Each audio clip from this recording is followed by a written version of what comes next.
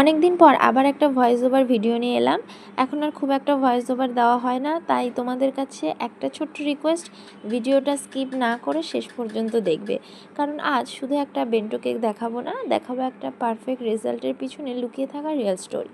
সবসময় সোশ্যাল মিডিয়াতে আমরা শুধু পারফেক্ট রেজাল্টটাই পোস্ট করি, তাই না? একটা সুন্দর কেক, একটা সুন্দর ফটো আর একটা হাসি মুখ। কিন্তু সেই পারফেক্ট রেজাল্টের পিছনে কতটা ইমপারফেকশান, স্ট্রেস, পেশেন্স, ডেডিকেশন আর পরিশ্রম লুকিয়ে থাকে সেটা কিন্তু খুব কমই দেখানো হয়। তাই আজ ভাবলাম শুধু এই বেন্টো কেকটা নয়, এর পিছনে ছোট্ট গল্পটাও তোমাদের সাথে শেয়ার করি। এই যে বেন্টো কেকটা আমি ডেলিভারির আগের দিন রাতেই কিন্তু কমপ্লিট করে ফ্রিজে রেখে দিয়েছিলাম, যাতে এর ওপরের যে ডেকোরেশনটা হবে সেটা যেন ভালোভাবে সেট হয়ে যায়।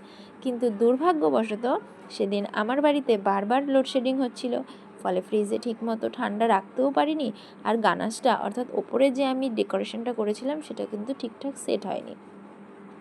পরের দিন ডেলিভারির প্রায় 2 ঘন্টা আগে আমি কেকটার ছবি ক্লায়েন্টকে পাঠাই। ছবিটা দেখে উনি বলল, আমার থেকে একজন জুনিয়র বোন ছিল, খুবই পরিচিত। তো বলল যে দিদি, এটা তো পুরো ঘেটে গেছে, এটা কি আর ঠিক করা যাবে? সত্যি বলতে কি, ও ভুল বলেনি। আমি বুঝতে পারছিলাম যে কেকটা আমার নিজের মতো হয়নি।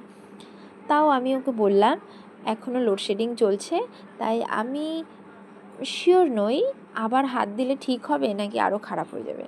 তখনও বলল, তুমি একবার চেষ্টা করো, আর যদি না হয় তাহলে পুরো ডিজাইনটা তুলে প্লেন হোয়াইট করে দাও। সেই কথাটা শুনে আমার না খুব খারাপ লেগেছিল, কারণ আমরা যারা বেকার, আমরা শুধু একটা কেক বানাই না, আমরা কারো স্পেশাল ডেকে আরও সুন্দর করে তোলার একটা ছোট্ট দায়িত্ব নিই। একজন ক্লায়েন্ট অনেক বিশ্বাস নিয়ে আমাদের কাছে আসে, তাই আমি কোনোভাবেই চাইনি আমার সেই ক্লায়েন্টের সেই বিশেষ দিনের আনন্দটা নষ্ট হোক। তাই ভয় থাকলেও ভাবলাম একবার কিন্তু শেষ চেষ্টা করে দেখাই যায়। খুব সাবধানে আবার কাজে হাত দিলাম, মনে শুধু একটাই প্রার্থনা ছিল যেন এবার সব ঠিক হয়ে যায়। আর থ্যাঙ্কস টু গড, সেই একবারের চেষ্টাতেই সব কিছু ঠিক হয়ে গেল। মানে আমি এতটাই হ্যাপি হলাম, ধারণার বাইরে। অ্যান্ড ফাইনাল রেজাল্টটা ক্লায়েন্টের খুব পছন্দ হয়েছে। ও তো খুব সুন্দর একটা রিভিউ দিয়েছে, রিভিউটা আমি ভিডিওর শেষে শেয়ার করে দিয়েছি। আর একজন বেকার হিসেবে এর থেকে বড় স্যাটিসফ্যাকশন সত্যিই কিন্তু আর কিছু হতে পারে না। তাই আজ এই ভিডিওটা শুধু একটা বেন্টো কেক দেখানোর জন্য না, এটা মনে করিয়ে দেওয়ার জন্য, every perfect creation has an imperfect story behind it. আর আমি যখন কেকটা রেডি করেছিলাম ফাইনালটা, দুঃখের বিষয় আমি সিরিয়াসলি কোনো ভিডিও ক্লিপস নিতে পারিনি, কেননা যেহেতু বলেই দিলাম আমি খুব ভয়ে ভয়ে কাজ করছিলাম।